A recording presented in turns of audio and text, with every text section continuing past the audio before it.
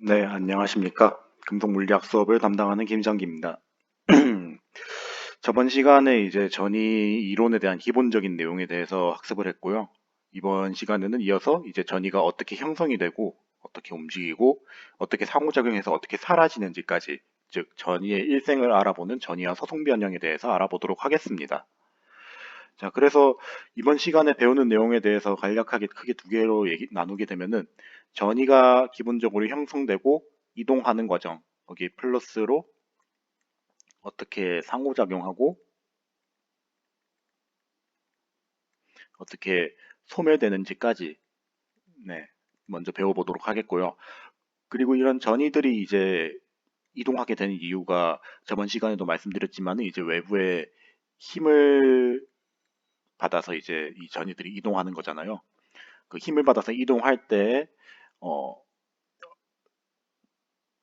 압력, 즉, 네, 힘을 압력으로 바꿀 수 있겠죠. 이 힘, 압력, 곧 이제 응력 이런 식으로 이제 3단계 관의 이제 관계가 있는데 결국엔 이 힘과 전이 간의 관계가 있기 때문에 전이와 응력 사이에도 이제 연관이 있을 겁니다. 그래서 이 관계에 대해서도 학습을 해보도록 하겠습니다. 그래서 기본적으로 전이의 형성과 같은 경우에는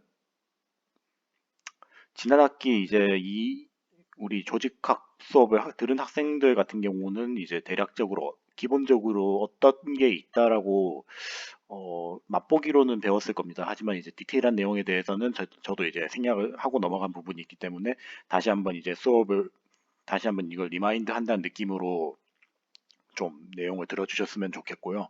그리고 처음 듣는 학생들 같은 경우에도 너무 당황하지 말고 천천히 내용을 보다 보면은 아, 이런 게 있구나 하고 이제 이해를 좀 해주셨으면 감사드리겠습니다. 이제 기본적으로 이제 전이가 형성되는 기구의 경우 어, 크게 두 가지 반응이 있습니다. 첫 번째로 아무것도 없는 깨끗한 이제 기지 안에서 전이가 형성이 되는 경우 요거를 이제 균일 핵생성이라고 이제 얘기를 하게 되고요.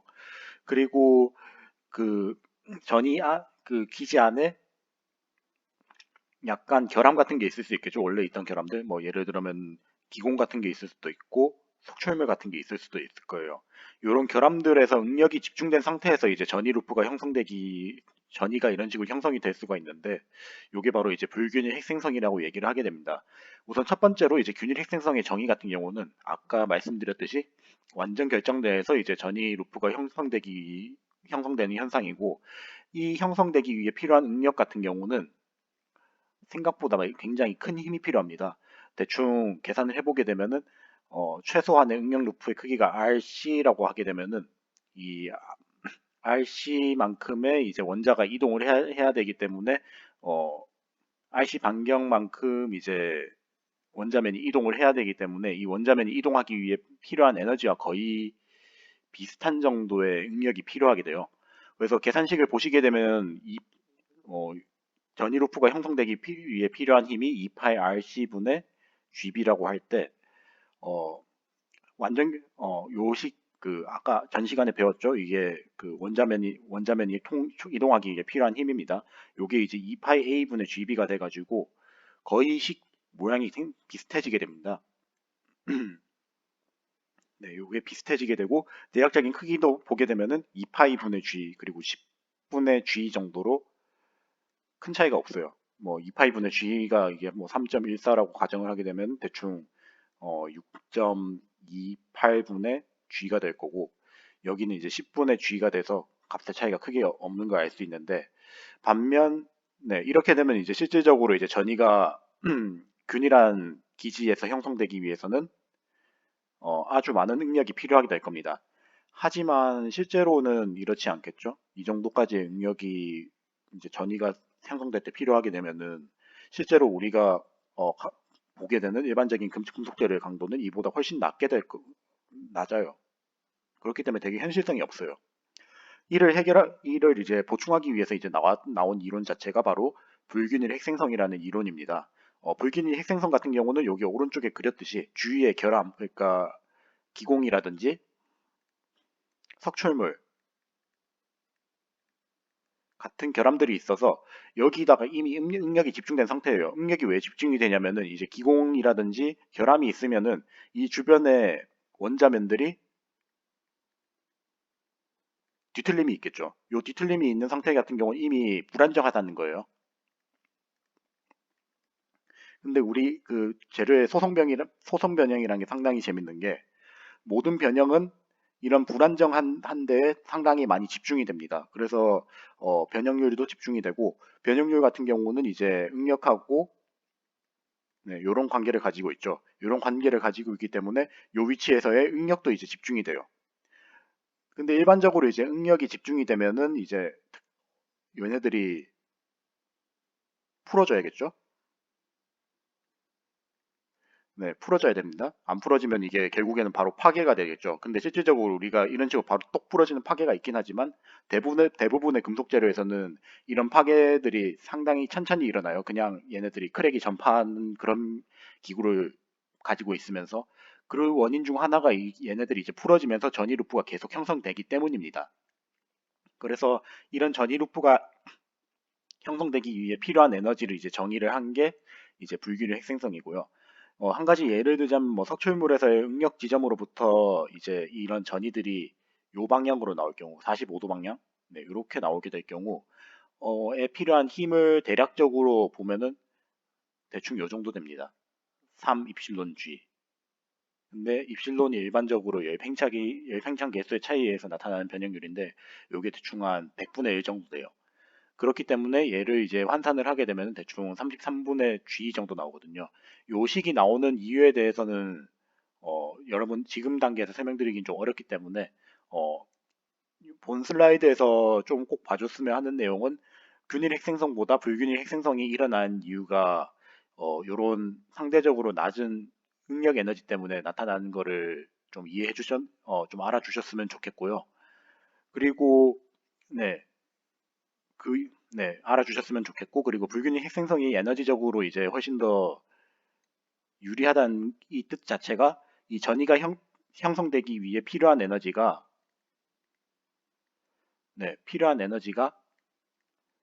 훨씬 낮다는 거를 뜻하는 거를 좀 알아주셨으면 좋겠어요. 그래서 결론적으로 말씀드리면은 기본적으로 전이는 결함이 있는 부분에서부터 나타나기 시작한다는 게 요 슬라이드의 요점이라고 생각을 하시면 되겠습니다. 자, 그래서 이런 식으로 이제 불균일하게 핵이 형성이 되게 되면은 아까 말씀드렸듯이 이제 아까 이제 대략적으로 보여드렸듯이 이런 식으로 45도 방향에서 어, 전이선들이 나오게 됩니다. 왜 45도일까요? 어, 힌트는 저번 시간에 배웠던 응력, 네, 네, 전단분해 응력을 생각해 보시면 되겠습니다. 혹시 최대 전단분해 응력이 몇 도에서 일어났죠? 네, 45도에서 일어났습니다.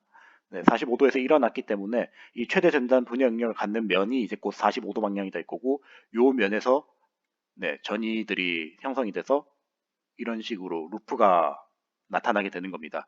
요 밑에 그림들을 보면 이제 루프가 나타나는 걸 확인할 수 있고요. 근데 이런 루프가 하나만 나타나면 되게 단순해지겠지만 실질적으로 이제 이런 게 루프가 한번 나타나고 계속 변형률이 집중이 되겠죠. 또 나타나고 또 나타나고 또 나타납니다. 즉 쉽게 말하자면 석출물하고 기지 사이의 이 변형률 차이 때문에 전이 루프가 계속 증식하게 되는 거예요. 그래서 일반적으로 국부 변형률이 이제 양수일 경우에는 이제 이 변형 집중을 당연히 줄여야겠죠. 줄여야 되기 때문에 전이가 석출물 밖으로 계속 증식이 돼서 나가서 위에 그림 보면 아시겠지만은 이런 식으로 쭉 퍼져나가고 심지어 크랙 같은 경우도 결함이니까 요 결함 근처에서도 전이들이 이런 식으로 퍼져나가게 되고 결정 깊게도 이제 일종의 면결함이죠. 면결함이기 때문에 전이가 이런 식으로 쭉 퍼져나갑니다. 그래서 어, 이런 식으로 이제 전이들이 쭉 퍼져나가는데 이게 무한히 증식되진 않겠죠? 무한히 증식되진 않고 이제 또 다른 결함을 만날 수 있을 거예요. 이렇게 되면은 이제 얘네들이 벽이 되겠죠? 네, 이런 장벽이 형성이 될 경우에는 이제 반대로 얘네들이 서로 밀어내려는 청력이 발생을 하게 됩니다. 네, 오지 말라고. 네, 이런 식으로 이제 청력이 발생을 해서 여기서도 응력이 발생을 하게 되는데 요 응력을 일반적으로 네, 역응력이라고 말을 하게 됩니다. 어, 이런 역응력 개념 같은 경우는 좀 약간 개념이 복잡해서 대학원 수업에 이제 전이론 같은 데서 주로 많이 배우게 되는데요. 간단하게 설명을 드리자면은 일반적으로 이런 식으로 이제 결정기계가 있다고 했을 때 전이가 하나가 이렇게 쌓이게 되고 또 하나가 쌓이게 되고 쌓이고 쌓이고 쌓이고 이런 반응 이런 식으로 쌓이는 반응이 일어날 때 요 쌓이는 간격이 가면 갈수록 멀어지게 됩니다. 요 멀어지게 된 이유가 이제 영역이 점점 축적이 돼서 이렇게 되는 거거든요. 네, 네. 요게 가장 역응력의 기본적인 개념이라고 좀 이런 개념이 있다는 정도까지만 알고 계셨으면 좋겠습니다.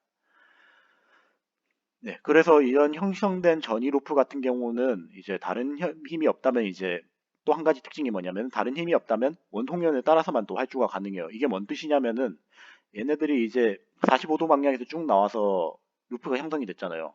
근데 별다른 힘이 없이 이런 식으로 이제 네, 작용을 하게 되면 당연히 슬립면을 통해서만 활주를 할 수 있겠죠. 다른 면으로 확장은 못할 거고 그래서 이 면을 통해서만 쭉 확장을 하기 때문에 위에서 그림에서 보셨듯이 이런 석출물들이 폭이 상당히 일정한 것을 알 수 있어요. 이게 바로 이런 식으로 면이 네, 정해져 있기 때문입니다. 여기도 그렇죠. 네, 여기도 그렇고 여기도 네, 한 가지예요. 네, 그래서 별다른 힘, 그러니까 만약에 온도가 막 증가되거나 그러면 이게 점점 더 이런 식으로 커질 수가 있는데 그게 아니라면은 이런 식으로 항상 똑같은 크기의 루프가 똑같은 면에서만 활주가 일어나게 됩니다.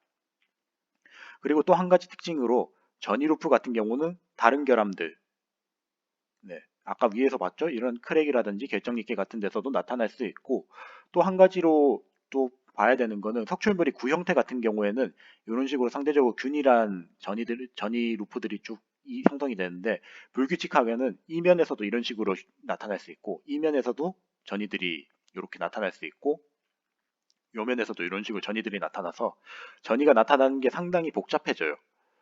네, 이런 식으로 복잡해질 수 있다는 것 역시 조금 알아두셨으면 좋겠어요. 결국 이 슬라이드에서 제가 좀 설명을 드리고 싶었던 거는 어, 이런 전이들이 루프가 이런 식으로 하나만 형성되는 게 아니라 이제 변형률 차이가 있는 석출물 기지 사이면은 이게 계속 증식이 될 수 있다는 게 첫 번째고 두 번째 같은 경우는 네, 형성된 전이 루프가 다른 힘이 없다면은 얘네들이 이런 식으로 점점 커지지 않고 똑같은 크기로 계속 네, 활주할 수 있다는 거. 네, 이렇게 두 가지 정도만 기억해 주셨으면 좋겠습니다. 그래서 이런 전이들이 활주 이런 전이들이 이제 점점 이동하는 현상이 있잖아요. 아까 봤던 이런 것들이 이동하는 현상. 이 이동하는 현상을 바로 전이의 활주라고 얘기를 하게 되고 요 그림 같은 경우는 우리가 재료공학을 하게 되면은 제일 기본적으로 많이 봤을 그림입니다. 뭐 2학년 때 재료공학 시간에도 봤을 거고 조직학 때도 봤을 거고 결정학 때도 봤을 거고 네, 굉장히 친숙한 그림일 건데 뭐 이런 결국 전이의 움직임 활주에 따른 소송 변형 과정을 설명하기 위해서 나타난 그림이고 요 현상을 이제 슬립 현상이라고 얘기를 하게 되죠. 그래서 여기서 이제 전이가 이쪽에 있다고 하면은 이 전이가 이동하는 면 그러니까 전이선이 이제 가로지르는 면을 슬립 면이라고 얘기를 하고 전이가 이런 식으로 이동하는 방향을 슬립 방향이라고 할 거예요. 근데 다들 아시다시피 슬립 면 같은 경우는 이제 전이선을 가로지르는 면인데 어떤 면이죠? 가장 원자들이 많이 밀집한 면에서 이제 이동하기가 편하겠죠. 이런 식으로. 그래서 최조밀면이 이제 슬립면이 되고 그리고 슬립 방향 같은 경우는 가장 쉽게 움직일 수 있는 방향. 그러니까 원자 위치가 가까워가지고 서로 위치를 바꾸기 쉬운 방향이 되겠죠. 이게 바로 최조밀 방향이 될 겁니다. 자, 그래서 이런 최조밀면하고 최조밀 방향의 조합이 결국에는 슬립계가 되겠죠. 그래서 FCC 같은 경우는 슬립계가 이제 보게 되면은 111면에 110 방향이 될 거고 BCC 같은 경우는 110면에 111 방향이 될 거고 HCP 같은 경우는 1001 바이살면에서 이제 11 바 20 네, 11-20이 되겠죠. 요렇게 이제 정해진 게 바로 각각의 최조밀면하고 최조밀 방향일 겁니다. 자, 그래서 이런 방향이 정해져 있을 때 과연 전이선 정해져 있는데 근데 여기서 한 가지 정의가 안 된 게 있죠. 전이선. 네, 버거 스펙터는 일반적으로 이 방향에 의해서 결정이 되니까 전이선이 결정이 안 됐을 겁니다. 요 전이선 같은 경우는 이제 버거 스펙터하고 특정 관계를 가질 수 있겠죠. 하나는 이제 동일 방향이 있거나 그러니까 평행, 하나는 수직 방향이 있을 수 있을 겁니다. 그래서 이 면에서 전이선이 이렇게 있을 때 버거 스펙터가 이렇게 있으면 수직 방향인 거죠. 수직 방향에 있는 전이를 뭐라고 하죠? 우리 2학년 때 많이 배웠죠? 네, 칼날전이라고 합니다. 그리고 반대로 평행이면은 전이선하고 네, 전이선이 이렇게 있죠. 전이선이 이렇게 있고 버거 스펙터가 이렇게 있으면은 평행이죠. 평행일 때 전이는 나선전이라고 하죠. 네, 이렇게 두 가지 전이가 있을 거고 이 두 가지 전이의 성분이 합쳐진 게 네, 혼합전이가 될 겁니다.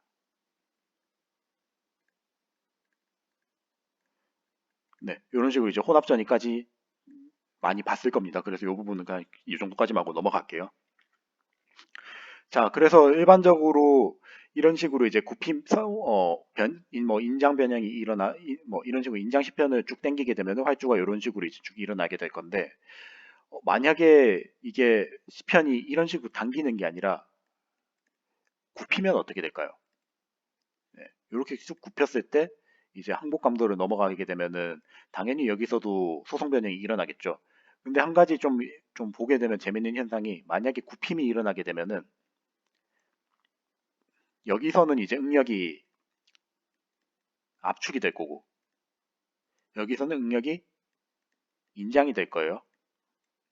이렇게 되면 어떻게 될까요? 만약에 이게 힘이 이렇게 가해지면은 우리가 면이 이렇게 있으면은 이런 식, 한, 이쪽은 이런 식으로 가려고 하고, 이쪽은 이런 식으로 가려고 하겠죠. 우리, 제일 쉽게 말해서 지구가 있다고 할게요. 지구에 이제 단층이 있다고 하면은, 이 단층이 이렇게 있을 때 힘이 이렇게 있다고 생각을 해보세요. 힘이 이렇게 있으면은, 이런 식으로 면이 올라가겠죠. 네, 이런 식으로 갈 겁니다.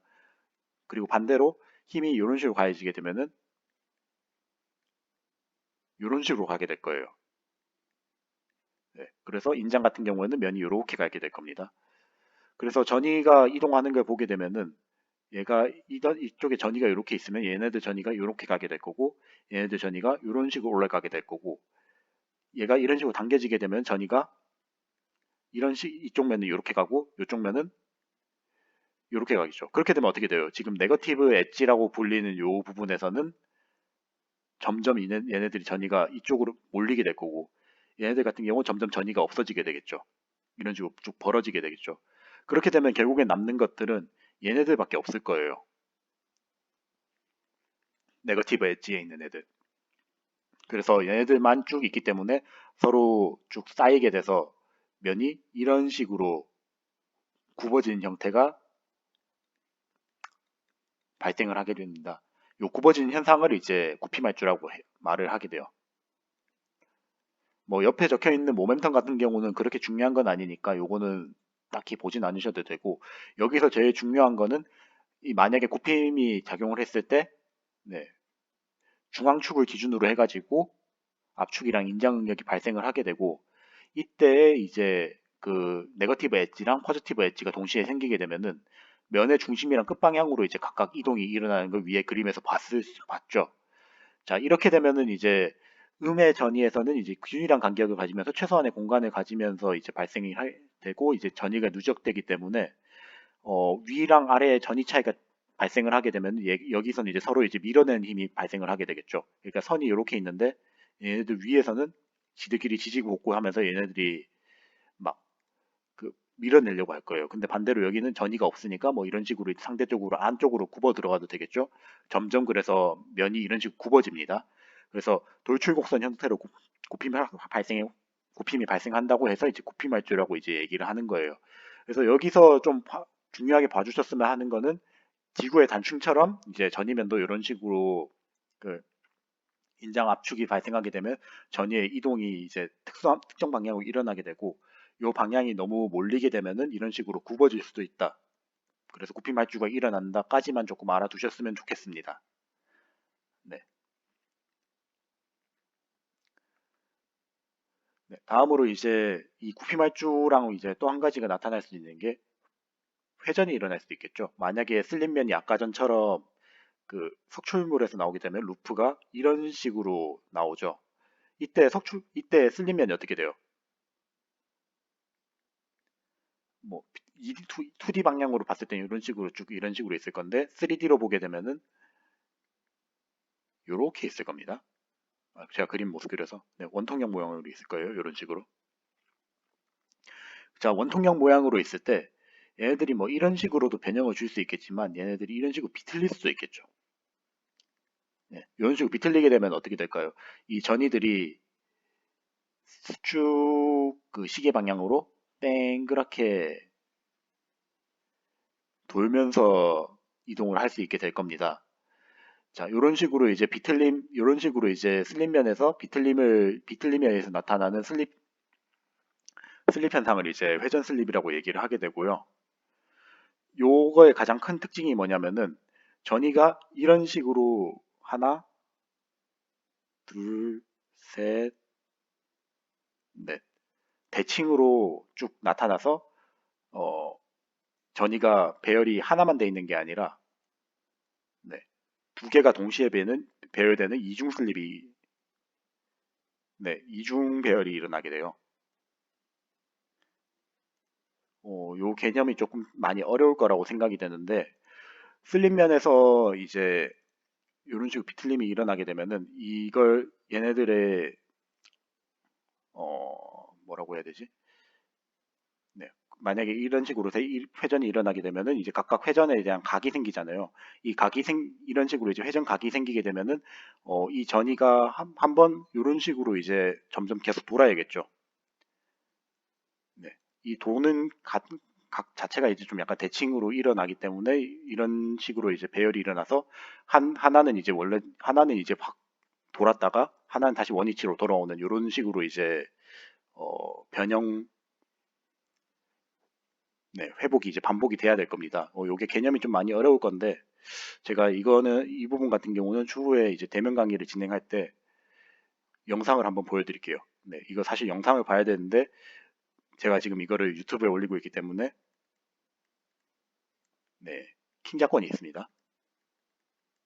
네, 킹자권 때문에 제가 이걸 못 보여주고 있는 거예요. 그래서 하여튼 요거는 제가 그 나중에 이제 대면 수업을 진행하게 될 때 조금 더 자세하게 설명드릴 수 있도록 하겠습니다. 이게 사실 영상이 있어가지고 뺑 도는 사진이 있는데 이걸 못 보여주니까 제가 이거 설명드리기가 참 답답하네요. 뭐 좀 일단 이 부분은 좀 이해를 하여 주시고 네, 슬라이드 7번은 제가 별표를 하고 넘어가도록 하겠습니다. 네. 뭐 이런 식으로 이제 그림을 그려놨는데 이 그림만 봐서는 되게 이해가 안 되죠. 네. 저도 사실 요 그렇게 그려놓으니까 이해가 안 되네요. 이건 영상을 보여드리는 게 제일 확실할 것 같습니다. 그리고 다음으로 이제 이 부분 같은 경우는 저번 시간에도 제가 FCC에서 FCC 슬립면을 이제 설명하면서 조금 간단하게 설명하고 넘어갔던 부분인데 요 사면체 기억나시죠?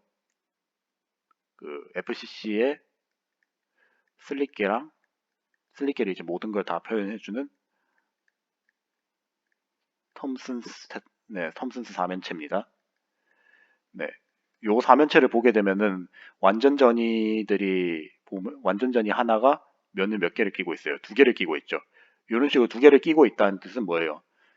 한 면을 가다가 환승할 수 있다는 거예요. 이런 식으로. 네. 이런 식으로 환승할 수 있다는 겁니다. 근데 일반적으로 우리가 FCC 같은 경우는 저번 시간에도 말씀드렸지만 완전보다는 부분 전이가 더 우세하다고 했죠. 왜 그래요? 네, 2분의 1 B 스퀘어, 뭐 GB 스퀘어가 3분의 1 GB 스퀘어. 그러니까 얘네들이 이제 6분의 1이 두 개가 합쳐져 있으니까 얘네 합친 거보다 훨씬 더 크죠. 완전 전이가 에너지가. 완전 전이 에너지가 훨씬 더 크기 때문에 얘네가 더 불안정해요.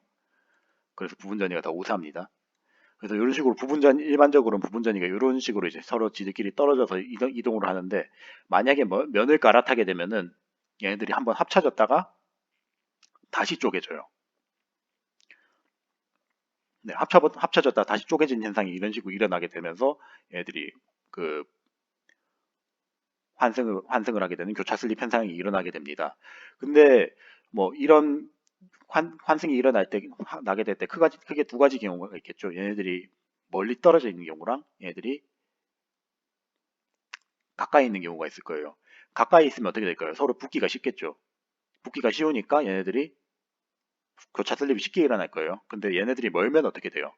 멀면은 얘네들이 다시 붙으려고 해도 되게 많은 거리를 가야 되다 보니까 에너지가 많이 필요하겠죠. 그래서 얘네들이 일반적으로 교차 슬립이 잘 안 일어나고 여기 앞에 쌓이게 되는 현상이 많이 일어나게 될 겁니다. 이런 현상이 일어나는 제일 대표적인 재료가 뭐냐면은 뭐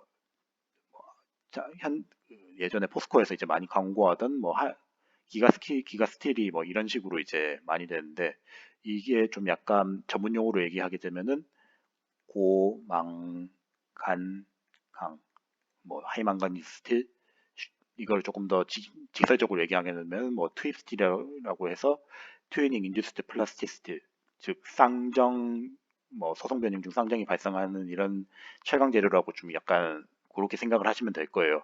쌍정에 대한 개념은 뭐 고압 시간 결정학 시간에도 많이 배웠을 거니까 이 부분은 좀 생략을 하도록 하겠습니다. 그래서 하여튼 이런 식으로 이제 낮은 스태킹 포트 에너지 낮은 그러니까 상대적으로 이제 거리가 먼 재료가 있을 거고 거리가 가까운 재료가 있을 건데 얘네들의 가장 큰 차이가 뭐냐면 이제 적층결합 에너지일 거예요. 그래서 요 적층결합 에너지에 의해서 요 간격이 결정이 되는데 상대적으로 적층결합 에너지가 큰 재료 같은 경우는 위의 식을 봤을 때 그 적층결합 에너지가 크면 클수록 D가 감소하죠. 네, D가 짧게 되고 이제 상대적으로 적층결합 에너지가 작게 되면은 D가 커지게 될 겁니다. 그 말인즉슨 이제 적층결합 에너지가 작다는 거는 적층결함이 생기면 조금 더 상대적으로 얘네보다는 더 안정하다는 뜻이겠죠. 그렇기 때문에 이제 적층결함이 우세한 반응이 일어나게 되고 얘네들이 서로 안 합쳐지려고 해가지고 교차 슬립이 좀 어렵게 됩니다. 그래서 위에서 좀 쭉 설명한 게 좀 두서가 길었는데 요약을 드리자면 요 딱 세 문장이에요.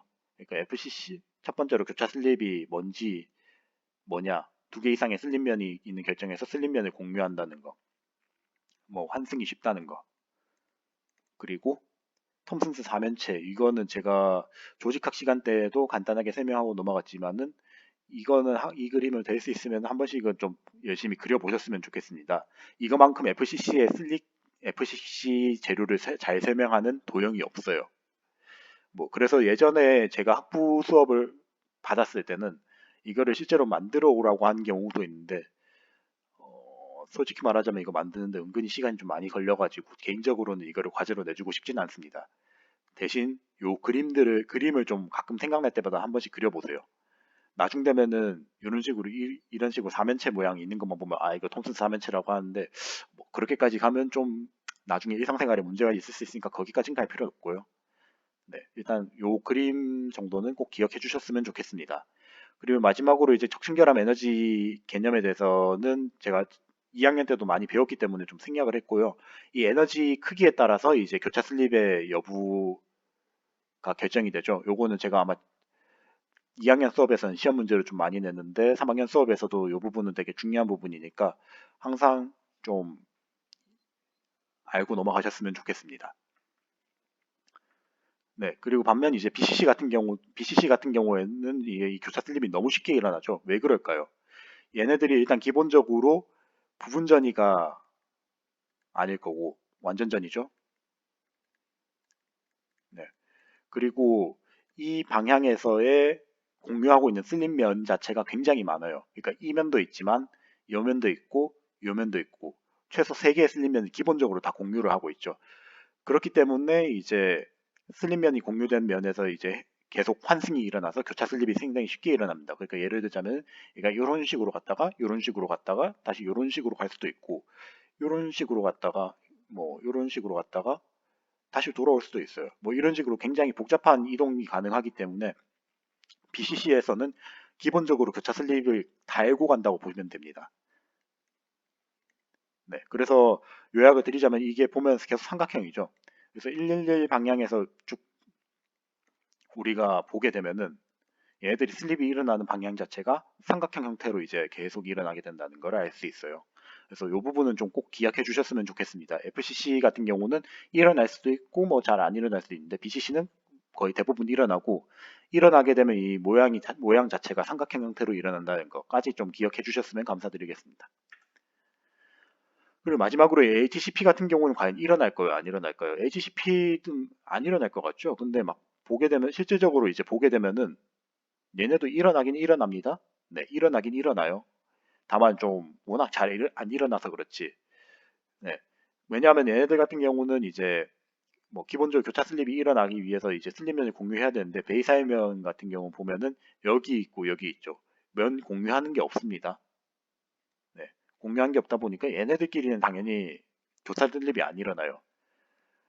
하지만 만약에 이런 이면이 같이 가게 된다면 어떻게 될까요? 프리즘. 네, 얘네들이 같이 가게 되면은 얘네가 전이가 방향이 이쪽 방향이죠. 이쪽 방향인데 이쪽 방향이 있다고 치면 얘네가 이 방향 전이가 이런 식으로 타고 올라갈 수 있을 겁니다. 이런 식으로 이제 베이살 프리스마틱 슬립에서 이제 동일 슬립 방향을 공유하기 때문에 위에 보시다시피 네, 요 베이살의 요쪽 면하고 요쪽 면이 이제 반복돼서 나오는 계단 형태의 교차 슬립이 네, 발생할 수 있습니다. 그래서 가장 큰 특징이라고 얘기를 하게 되면 FCC랑 BCC 같은 경우는 하나의 슬립면이죠. 그러니까 FCC 같은 경우는 111면 그리고 BCC 같은 경우는 110면이 이제 네, 슬립계 120 슬립계가 이제 하나의 슬립계에서 이제 교차 슬립이 일어나게 되는데 얘네 같은 경우는 베이사 프리스마틱 두 개의 슬립계 조합에 의해서 네, 교차 슬립이 성립된다는 거. 네, 꼭 기억해 주셨으면 좋겠습니다. 그래서 정리를 해보자면은 어, 자, FCC, BCC, HCP예요. 그래서 슬립계, 네, 교차 슬립계 이런 식으로 말해 놓을게요. FCC 같은 경우는 111면에 110 방향, 그리고 BCC 같은 경우는 110면에 111 방향, HCP 같은 경우는 자 0001면이랑 10-10면 이 두 개의 슬립 면이에요. 그리고 슬립 방향은 11-20으로 똑같습니다. 이런 식으로 이제 슬립계가 두 개가 있다는 거 꼭 기억해 주셨으면 좋겠고 그리고 특징이라고 얘기를 하게 되면은 FCC 같은 경우는 그 부분 전이가 우세하잖아요. 네, 우세하기 때문에 스태킹 포트 에너지, 그러니까 적층 결합 에너지의 영향을 엄청 많이 받는다는 거.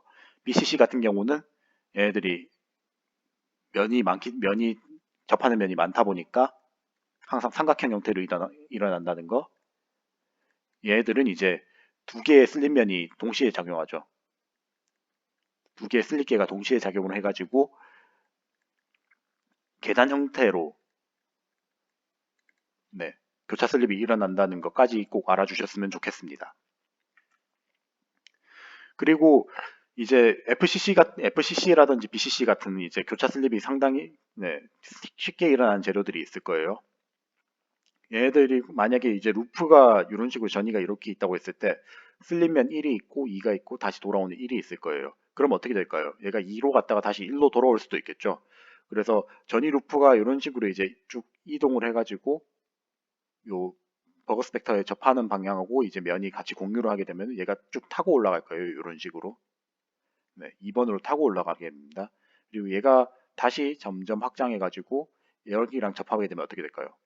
이 접한 거에 의해서 다시 이런 식으로 또 확장이 되겠죠. 그래서 이런 식으로 교차 슬립이 한 번, 두 번 연속으로 일어나게 되는 이중 교차 슬립이 일어날 수도 있다. 네, 요거는 기본적인 개념입니다. 그냥 이럴 수 있다는 것만 조금 알아두셨으면 좋겠고, 개념 자체는 되게 간단합니다. 전이 루프가 이제 기본적으로 그냥 전이잖아요. 그러니까 아까 앞에서 쭉 봤던 것들. 얘네들 중에서 일부가 딱 접하게 되면은 갈아탈 수 있다. 갈아탈 수 있는데 두 번 또 갈아탈 수 있다. 그래서 이제 새로운 슬림면에서도 이제 전이 증식이 발생할 수 있다는 이렇게 적혀 있는데 이게 뭔 뜻이냐면은 이게 슬림면이 여기가 이런 식으로 있으면 실질적으로 이런 식으로 있다는 거잖아요.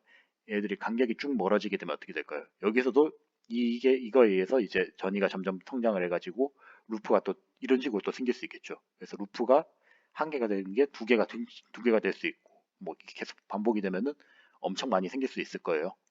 네, 이런 식으로 이제 전이가 계속 생길 수 있다는 거. 네, 요게 그 이중교차 슬립에서의 가장 큰 의미라고 보시면 될 것 같습니다. 어, 그래서 교차 슬립에 대해서 쭉 봤는데요. 교차 슬립 개념 자체는 이제 이전에도 좀 많이 봤던 내용들이 있고, 한 가지 좀 차이가 있다면은 HCP가 2학년 때 설명하기가 조금 까다로워서 이제 없었다가 다시 추가가 됐고, 그리고 이중교차 슬립 같은 경우에는 2학년 때는 그냥 간단하게 맛보기로만 봤었는데, 이제 3학년 때는 정확히 이게 3단계로 어떻게 일어나고, 이게 왜 중요한지, 까지 한번 봤습니다. 네, 그래서 제가 중요하다고 한 부분들은 좀 더 학습을 해주셨으면 좋겠습니다. 자, 다음으로 이제 격자 회전에 대해서 볼게요. 우리가 일반적으로 인장을 한다고 생각해 볼게요. 인장을 했을 때 슬립면이 처음엔 45도 방향에서 일어났어요. 근데 이게 점점 이제 변형이 쭉 되게 되면 어떻게 될까요? 슬립면이 계속 이렇게 유지가 될까요? 쭉 딸려 올라가겠죠. 쭉 딸려 올라갑니다, 이게. 네.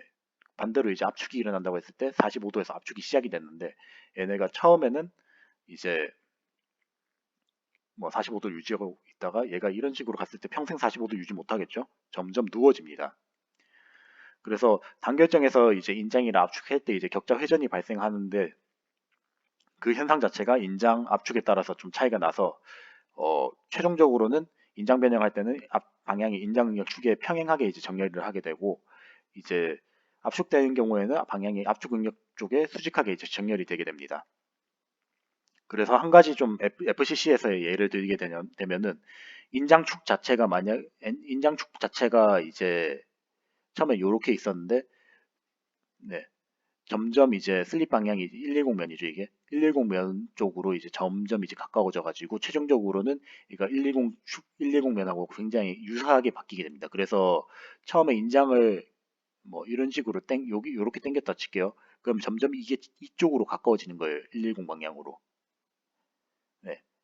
그리고 반대로 압축 변경 같은 경우는 이제 압축의 축이 이런 식으로 있다고 치면은 네, 이게 점점 수직하게 가야 되죠. 그래서 얘네가 이제 슬립 방향, 그러니까 압축 방향이 요 방향이 될 건데 요 방향에서 점점 이제 멀어져 가지고 면 방향, 그러니까 얘 완전 아예 수직 방향으로 가게 되는 네, 요런 결과가 나타나게 됩니다. 그러니까 제일 쉽게 설명을 드리자면 이거예요.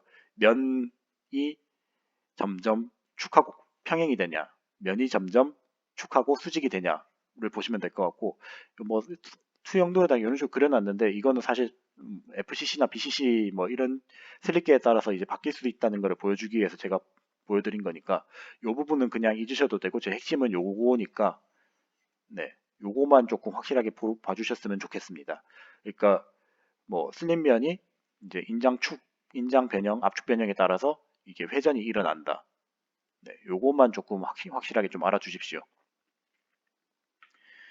네, 그래서 요까지의 내용들을 좀 정리를 해보게 되면은 기본적으로 전이의 형성이 뭐 균일하게 일어날 수도 있고 불균일하게 일어날 수도 있는데 균일하게 일어나려면 이제 10분의 G 그러니까 굉장히 많은 힘이 필요하기 때문에 이거는 비현실적이고 불균일 핵생성이 상대적으로 조금 낮은 네, 응력이 필요하기 때문에 대부분은 이런 식으로 일어난다가 첫 번째 핵심 요건이고요.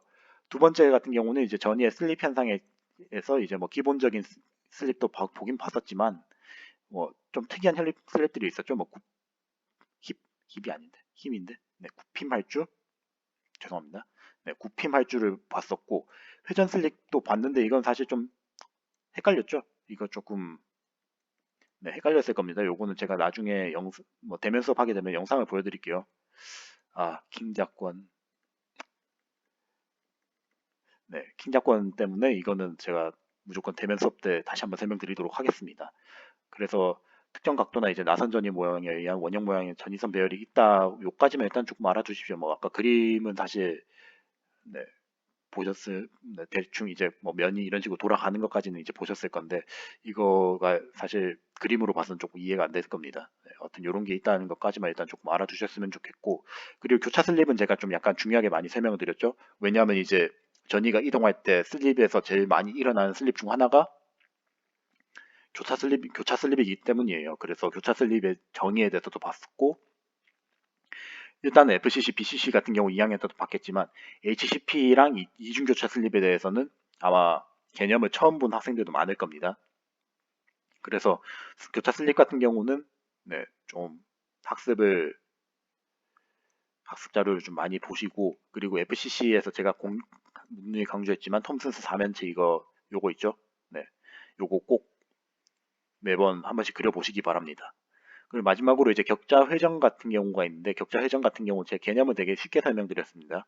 이제 면이 이런 식으로 있을 때 인장을 받게 되면은 점점 이게 면이 이런 식으로 인장축하고 가까워지는 현상이 발생하게 되고, 압축 같은 경우는 이제 앞 인장면이 처음에 이렇게 있으면 점점 더 이제 이렇게 수직으로 눕게 된다. 네, 이런 식으로만 이제 제가 개념을 확실하게 설명드렸습니다. 그래서 총 세 가지의 메인 내용에 대해서 네, 확인을 해봤습니다. 자, 다음으로 이런 그 전이 이동이 일어나고 이제 전이들끼리 서로 이제 막 밀어내고 막 이렇게 되면은 힘이 생기겠죠. 이 힘 때문에 나타나는 게 뭘까요? 재료에서 제일 중요한 거죠. 네, 강도가 발생하게 될 겁니다. 그래서 일반적으로 이제 소송 변형이 전이가 이동하는 거잖아요. 네, 전이 이동이 일어나기 위해 필요한 능력이 바로 이 유동 능력이 되는 거고, 뭐 요거는 많이 보셨을 것 같아요. 요 인장 변형률 커브가 이런 식으로 좀 올라갔다 쭉 가다가 끊어진 현상도 발생을 하게 될 겁니다. 자, 이럴 때 지금 여기 적혀 있는 시그마 A가 뭐죠? 항복 강도죠. 네, 여기도 적혀 있듯이 초기 인장 변형 상태에서 요구되는 항복 능력인데, 이게 곧 전이가 이동, 증식이 일어날 때 최소 에너지가 되는 겁니다. 그리고 시그마 B 같은 경우는 이제 시편이 부과된 응력을 제거 후 다시 응력을 주었을 때 항복 응력인데, 이 상태에서는 이미 전이가 많이 생기기도 했고, 이 전이들 사이에서 네, 상호작용이 일어나기 때문에 이미 구조가 완전 바뀐 상태죠. 즉 쉽게 말해서 시그마 A랑 B는 완전 다른 상태인 겁니다. 즉 유동력 자체가 변형 후 전이 구조의 변화와 직접적인 연관이 있다는 것을 제일 잘 보여주는 그래프라고 보시면 돼요. 이 정도 차이가 나타나는 게. 네. 뭐 이와 곁다리로 뭐 이런 식으로 이제 뭐 공칭으로도 보여줄 수 있겠지만은 지능력으로도 보여줄 수 있는데, 이거는 뭐 사실 여러분들 2학년 때부터 잘 아시던 내용이니까 네, 변환하는 부분에 대해서는 제가 패스를 하도록 하겠습니다. 이게 금속 물리학 수업 같은 경우도 되게 좀 특이한 게 막 재료공학 쪽 얘기도 들어가고 연력학 얘기도 들어가고 막 이러다 보니까 솔직히 말하면 이 수업도 약간 조금 잡탕의 개념이 굉장히 강해요. 그러다 보니까 이런 내용도 들어가게 되는데, 뭐 이 부분은 여러분들도 잘 아실 거라고 생각을 하니까 네, 생략을 하도록 하겠습니다. 자, 근데 제가 요거를 굳이 지능력 변형률로 바꾼 이유는 있기는 해요. 이게 왜 바꿨냐면은 이 컨시더의 기준이라고 해가지고 그 지능력 진변형률 곡선에서 이제 네킹이 일어나는 기준점이 있거든요. 네, 그러니까 네킹이 일어나는 기준점이 뭐냐면은 이 우리가 인장 변형을 하게 되면은 이게 균일 변형을 하다가 점점 어떻게 돼요? 여기가 좁아지죠. 이런 식으로. 네, 이런 식으로 이제 좁아지는 거 이제 네킹이라고 하는데, 요게 일어나게 되면서 그 공칭 변형률 변형 곡선에서 어떻게 되나요? 이게 점점 떨어지죠. 이게 강도가 떨어지게 돼요. 근데 강도가 떨어지는 거를 이제 조금 더 수학적으로 표현하기 위해서 요런 기준점이 나타나게 됩니다. 그래서 모든 가정이 뭐냐면은 네킹은 이제 최대 하중 지점에서 발생한다는 건데, 최대 하중 지점이 어딜까요? 이 응력이 변화율이 마이너스로 바뀌는 곳이겠죠. 마이너스로 바뀌게 되면 점점 이제 변형률이 증가할수록 이제 감소하게 될 거니까. 그래서 dp 이꼴 0인 지점에서 어, 이게 네킹이 시작하게 된다는 게 첫 번째 가정이고, 두 번째 가정이 뭐냐면 소성 변형 중에 최적의 변화가 없다. 그러니까 이게 부피가 계속 보존이 된다는 거예요. 근데 물론 실제로 그러지는 않습니다. 실제로 이제 뭐 기공 같은 게 발생하고 전이 같은 거 생기고 막 그러면 안에 이제 뭐 이런 식으로 좀 보이드가 생기겠죠. 물론 이런 식으로 변화가 있을 건데 기본적으로 소송 변형할 때 뭐 재료가 이런 식으로 쭉 늘어나더라도 최적의 변화가 없다는 또 가정을 해준 경우가 많아요. 네, 요거는 모든 이제 그 기계적 특성 설명할 때 공통적으로 나온 내용입니다. 네, 이 가정은 꼭 이렇다는 건 좀 알아두셨으면 좋겠고, 자, 이렇게 됐을 때 보면은 그 우리가 압력이 뭐예요? 압력이 이제 응력 곱하기 면적이죠. 그래서 이거 dp로 나누게 되면은 a 시그마 dt 시그마 t da 편미분이죠. 네, 편미분일 겁니다. 편미분입니다. 예, 좀 귀찮긴 하지만 요렇다는 건 좀 알아두셨으면 좋겠고, 그리고 볼륨이 뭐예요? 그러니까 부피는 면적 곱하기 길이죠. 면적 곱하기 길이니까 DAL을 하게 되면 이것도 이제 미분식으로 나누게 되면 이런 식으로 나오게 될 겁니다. L에 대해서 미분 한번 하고 A에 대해서 미분 한번 했죠. 이런 식으로 이제 식이 나오게 되는데 각각의 식을 이제 좀 정리를 할 수 있겠죠. 깔끔하게. 정리를 하게 되면은 이제 D 시그마 DT에 대한 식이 이런 식으로 나오게 될 거고 그리고 DAA는 마이너스 L분의 DL이라는 이런 식으로 식이 나오게 될 겁니다. 그래서 요거를 여기다 집어넣을 수 있겠죠. 맞죠? A분의 DA가 똑같으니까. 똑같으니까 이거 집어넣으면 어떻게 돼요? D 시그마 DT가, D 시그마 T가 시그마 T랑 L분의 DL이에요. 근데 요거 어디서 많이 봤죠? L분의 델타 L 뭐예요? 이 변형률이죠. 네, 이 변형률이에요. 그러니까 변형률의 변화량이. 네, 변형률의 변화량이기 때문에 결국엔 이거 최종적으로 식 정리하면은 D 입실론 T, D 시그마 T는 시그마 T예요.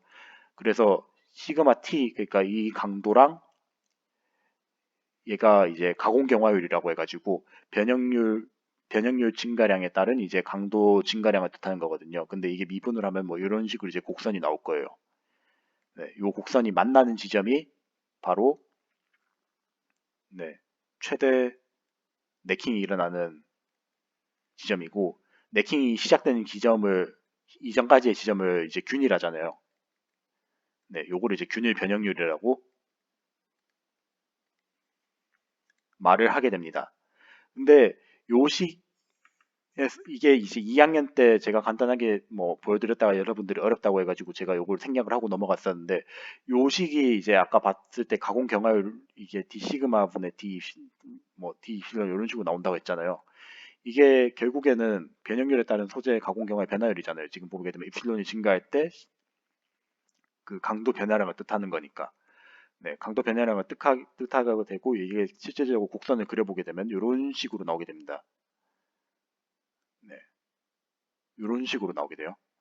그래서 초반 구간 같은 경우는 이제 항복 강도랑 이제 초반에 전이가 방출돼서 이제 슬립이 시작되는 단계라서 굉장히 높은 가공 경화율을 가지고 있고 두 번째로 이제 얘네들이 이제 그 플러스 마이너스가 안정화되는 단계가 생기겠죠. 당연히 방출이 되면 당연히 소멸도 일어날 거니까 이게 소멸이 점점 일어나기 시작해가지고 균일하게 되는 정상 상태가 생기게 될 거예요. 네, 요 단계가 바로 2단계거든요. 그래서 요 단계에서는 이게 거의 일직선으로 나타나게 돼요. 네, 요때는 이제 다른 전이와의 상호작용이 이제 발생을 하게 되고 이제 3단계 같은 경우는 이제 얘네들이 이제 점점 소멸이 유리해지겠죠. 뭐 얘네들이 점점 상승도 하게 되고 막 교차 슬립도 하게 되고 하게 되면은 자기 짝 찾아서 막 사라지게 됩니다. 그래서 전이 소멸이 우세해지기 때문에 얘네들이 급격하게 확 떨어지게 돼요. 자, 그래서 이런 3단계를 제가 2학년 때 설명을 드리고 이제 균일 변형률에 대해서 설명드리려고 했는데 이거를 좀 어려워하시는 분들이 있어서 제가 요번에 생략을 했는데 앞에서 봤던 컨시더의 기준이 바로 이거랑 관련이 있습니다. 일반적으로 우리가 그 재료의 강도를 얘기할 때 제일 많이 쓰는 식이 뭐냐면 이런 홀로몬 식이라고 있거든요. 네, 요 식은 그냥 이론인 뭐 이 사람이 이런 식으로 이제 네, 요거를 이제 피팅한 거니까, 그러니까 약간 가정을 한 거거든요. 가정을 해서 나온 가정식이기 때문에 식을 그냥 외워주시는 게 좋아요. 그래서 시그마 이꼴 K 입실론 N 이렇게 되는데 얘가 만약에 가공 경화율이 되면 어떻게 되죠? 네, 얘 미분하면은 N 입실론에 대해서 미분하면 어떻게 돼요? K n에 입실론 n-1이 되죠. 네. 그리고 여기는 이게 시그마의 최대값하고 똑같다고 했으니까 k 입실론 n하고 똑같을 거예요. 그러면 이 식에서 이제 k 똑같으니까 사라질 거죠. 입실론 n-1만큼 빼면 어떻게 돼요? 입실론은 n이 되죠. 그래서 최종적으로 그 균일 변형률이 이 값 n하고 똑같아진다는 겁니다. 네. 그래서 요 식에 대해서 유도되는 과정은 조금 제가 여기 적어놨는데 요거를 조금 알아두셨으면 좋겠어요. 뭐 혹시나 이해 안 되시면 나중에 따로 질문 남겨두시면은 제가 요거 상세하게 유도하는 방법에 대해서 더 올려놓도록 하겠습니다. 그리고 그 다음에 이제 이런 가공 경화율이 적층결합 에너지에서도 차이가 발생할 수 있겠죠. 특히나 FCC 같은 경우는 왜냐하면 이게 위에 3단계 보면 알겠지만은 상승 그리고 교차 슬립이라고 얘기했어요. 교차 슬립 잘 안 일어나면 어떻게 될까요? 교차 슬립이 잘 안 일어나면 어떻게 될까요? 얘네들이 소멸이 잘 안 일어나겠죠. 그러니까 소멸이 잘 안 일어나게 되니까 계속 플러스가 되는 단계가 계속 많아질 거예요. 네. 플러스가 되는 단계가 계속 많아지다 보니까 전이 점심결합 에너지가 높아서 상대적으로 얘네들이 교차 슬립이 쉽게 일어나면은 소멸량이 높아져가지고 가공경화가 이런 식으로 가는 반면에 정층결합 에너지가 낮게 되면은 얘네들 기본적으로 마이너스 가는 게 적기 때문에 계속 플러스가 나타날 거예요. 네. 계속 플러스가 나타나서 상대적으로 그 높은 적층결합 에너지를 가지고 있는 재료들보다는 조금 더 높은 가공 경화율을 가지게 될 겁니다. 그래서 그 제일 큰 특징이 뭐냐면은 제가 여기 그림 그릴 공간이 없으니까 여기다 그릴게요. 얘네들이 그 응력 변형률 곡선을 그려보게 되면은 네, 여기가 변형률, 여기가 응력이죠. 가공변화 에너지가 높은 재료들 같은 경우는 강도가 이렇게 나오는 반면에 가공변화율이 그 적층결합 에너지가 낮은 재료들 같은 경우는 강도가 이렇게 나옵니다. 그러니까 쉽게 말해서 가공경화율이 더 높아져가지고 네, 소성 변형 중에 이제 일어나는 가공경화가 더 커져요. 네. 요 부분까지만 조금 알아두셨으면 좋겠어요. 물론 개념이 조금 어렵다는 건 저도 이해를 하는데, 어, 혹시나 이해가 안 되면 저한테 좀 얘기해 주시면은 제가 좀 더 설명드릴 수 있도록 하겠습니다. 그리고 결국에는 이런 재료 강도가 형성되는 가장 큰 원인 중 하나가 전이죠. 그러면 전이가 형성되고 감소될 때 가공경화가 발생하는 거죠. 네, 그러니까 가공경화가 결정이 되는 거예요. 근데 일반적으로 플러스가 계속 커지면은 가공경화가 계속 되는 거죠. 네, 그래서 플러스가 된다는 뜻이 뭐예요? 전이 밀도가 계속 증가를 한다는 거죠. 그럼 이 전이 밀도를 과연 전이를 어떻게 측정할까요? 전이가 얼마나 많은지 측정하는 방법 같은 경우는 일반적으로 우리가 투과전자 현미경을 이용해 가지고 이제 전이선의 숫자라든지 전이선의 길이라든지 그 여기 아마 첫 시간에 저번 시간에 얘기했을 거예요.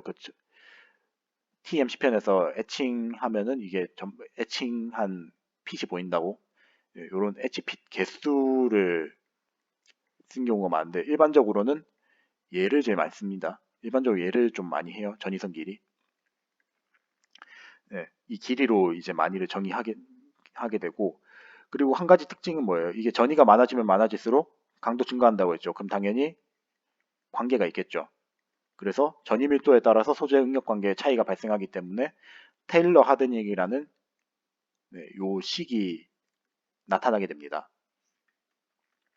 그래서 요 식에 대해서 간략하게 설명을 드리자면 어, 모든 전이가 이제 이런 식으로 이제 서로 이런 식으로 움직이고 있어요. 전이들이.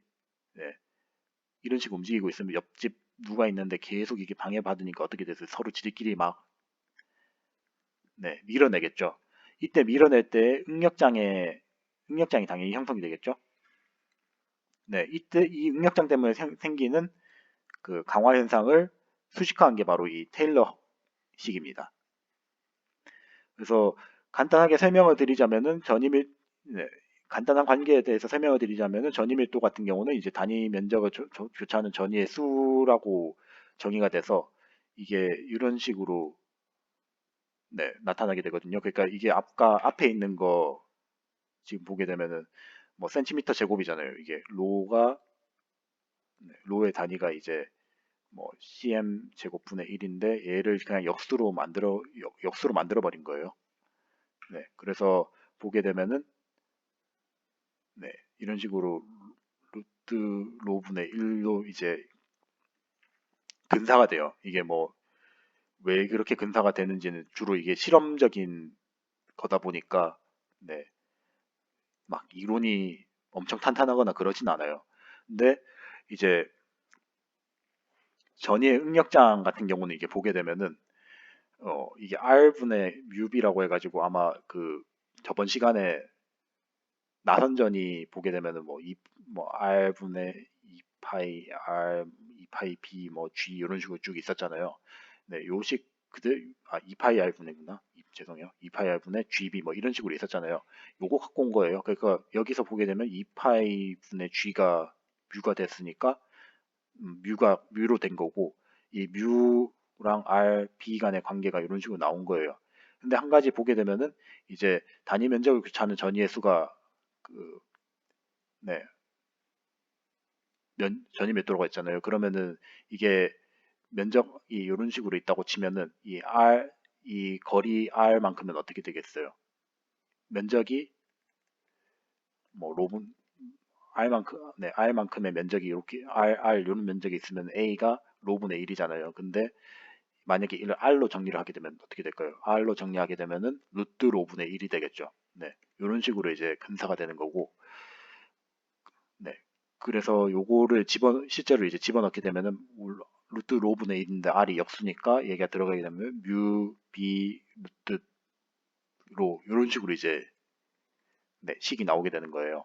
그래서 얘가 이제 옆으로 쭉 돼서 뭐 알파는 그냥 상수니까 이거가 뭐 그냥 그렇다는 걸만 알게 되면은 이 전단식 자체가 네, 루트로에 의해서 정리가 되는 거죠. 전이밀도에 의해서. 네.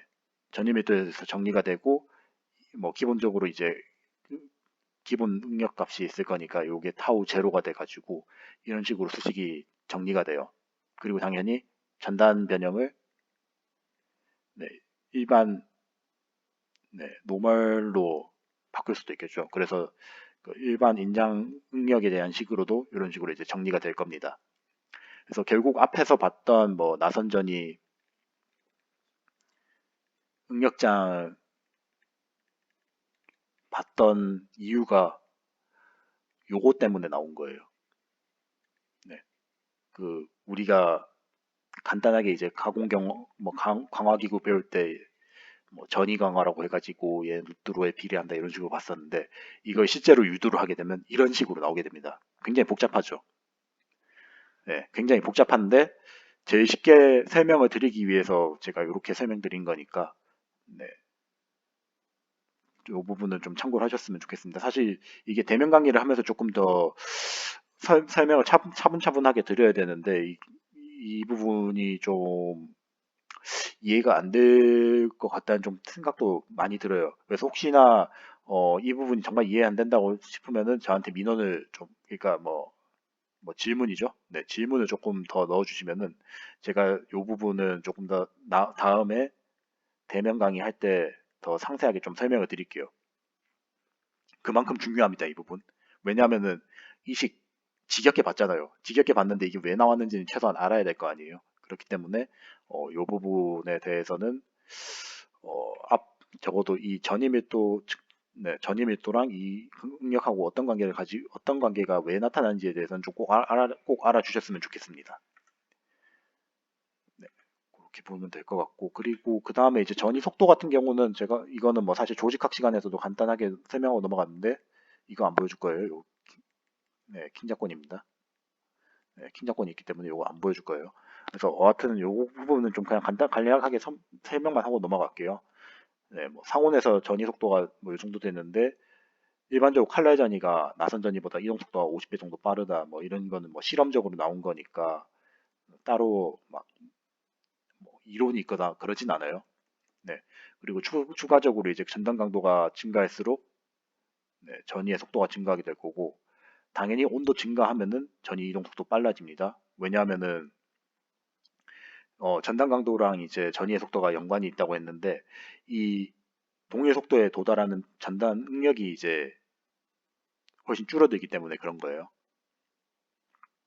당연히 동일한 힘을 뭐 F를 똑같이 가했는데 온도가 얘가 T1, T2라고 했을 때 T2가 더 높다고 하면은 얘가 더 빠르겠죠. 네, 요런 개념이라고 생각을 하시면 되겠습니다. 요거는 그렇다고만 조금 알아주시면 될 것 같고요. 왜냐하면 이게 뭐 실제로 이론 같은 게 있기야 있지만 이런 거 설명하는 거는 어, 사실 학부 레벨에서는 좀 안 맞기 때문에 네, 요건 제끼도록 하겠습니다. 그리고 이제 전위 속도랑 이제 변형률의 관계를 설명하기 위해서 아까 속도 얘기를 좀 간단하게 하고 넘어갔었는데요. 이게 일반적으로 이제 뭐 HD 스로케이트 그러니까 칼라전이가 이런 식으로 슬림면에서 쭉 이동을 하게 될 때 보면은 속도 V라는 게 있을 거 아니에요. 네. 그래서 속도 V만큼 이제 이동을 할 때 뭐 디스플레이스먼트 그러니까 변형 자체가 이제 뭐 버거스 벡터만큼 단위로 이제 전체 길이 중에서 델타 X만큼 이동했겠죠. 요게 이제 전체 길이거든요. 그러니까 요게 이제 변형률이죠. 변형률 곱하기 버거스 벡터 하면은 길이가 나올 겁니다. 네, 길이가 나올 거예요. 네, 그런 식으로 해서 이 전체 이동한 길이와 이제 속도와의 관계를 보여주는 식이 바로 이제 오로한 식입니다. 오로한 참 많이 나오죠. 이거 어디서 봤어요? 석출물에서도 봤습니다. 이 아저씨 대단해요. 네, 석출물에서 봤을 거예요.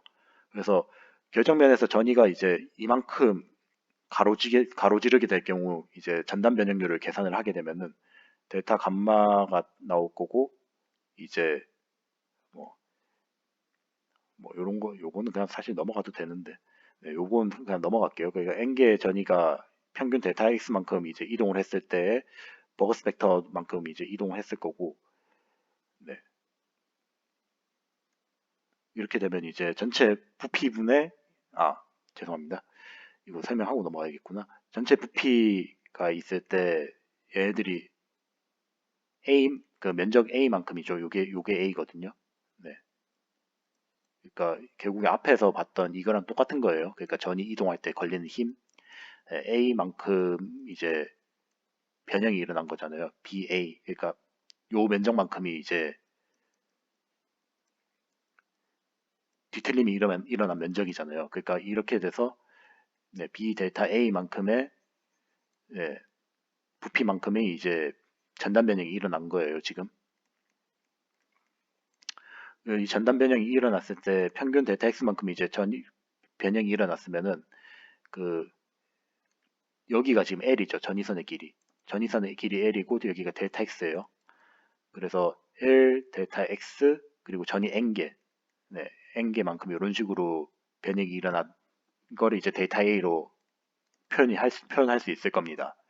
자, 이렇게 될 경우에는 보게 되면은 그 V랑 NL이 있잖아요. VNL이 지금 보게 되면은 이게 길이고 이게 전체 개수잖아요. 그렇게 되면 이게 A분의 N이 되죠. A분의 N 뭐예요? 이게 단위 면적당 전위의 개수가 뭐예요? 전위 밀도죠. 전위 밀도가 돼버리기 때문에 이 식을 정리를 하게 되면 결국에는 전위 밀도, 버그 스펙터, 그리고 평균 이동 거리가 됩니다. 이런 식으로 델타 X. 자, 그래서 뭐 오른쪽에 좀 많이 썼으니까 제가 오른쪽에다 정리를 할게요. 델타 감마 이꼴 로 B 델타 바 X 이런 식으로 이제 식이 나오게 될 거고요. 자, 만약에 이렇게 됐을 때 평균 시간 델타 T만큼 델타 T 동안 이제 델타 X만큼 이동하게 되면 델타 T가 밑에다 나눠지겠죠. 네, 이런 식으로 돼서 식이 이런 식으로 될 거고 얘가 뭐가 되냐면은 변형률 속도가 돼요. 네, 변형률 속도가 되는데 한 가지 앞에 부사된 게 뭐예요? 전단이죠.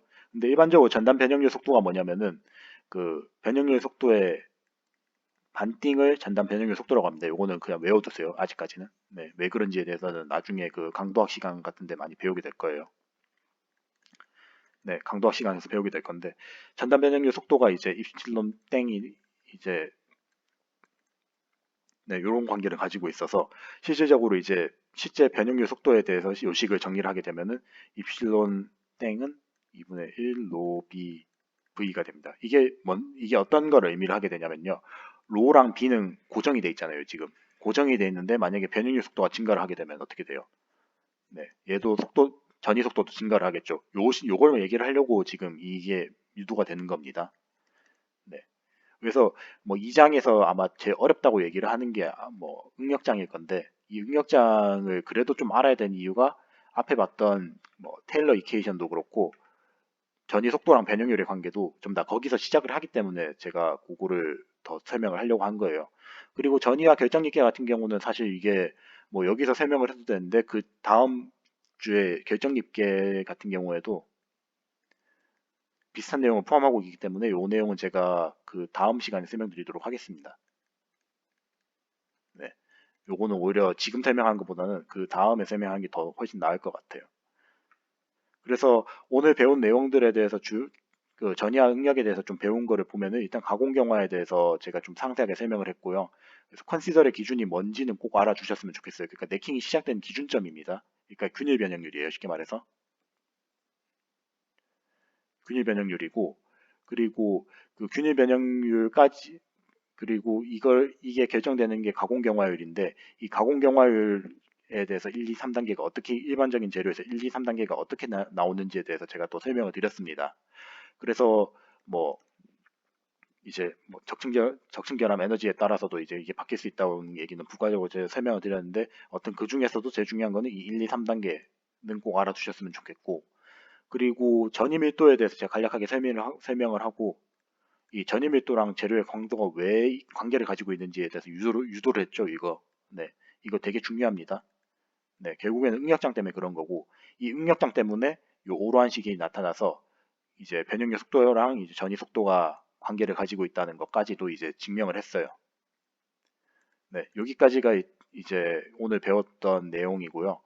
다음 시간에는 이제 결정립계에 대해서 배울 건데 결정립계의 기초 같은 경우는 뭐 고경각 있게 뭐 소경각 있게 뭐 이런 것도 있을 거고 이렇게 쓰니까 고소가 나오네.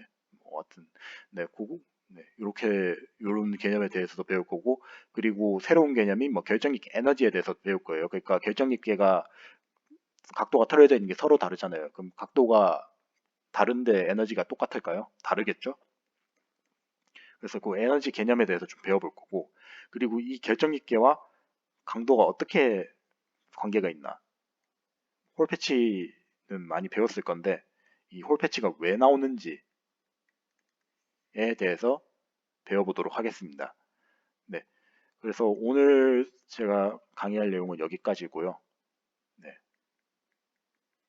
비대면 강의라서 아마 좀 이해가 많이 되실지는 잘 모르겠어요. 솔직히 지금 이게 이 수업 자체가 수식도 많고 좀 그런 과목이다 보니까 조금 이해가 힘들 수도 있는데 제가 최대한 좀 이해를 도울 수 있는 선에서는 많이 도울 수 있도록 하겠습니다.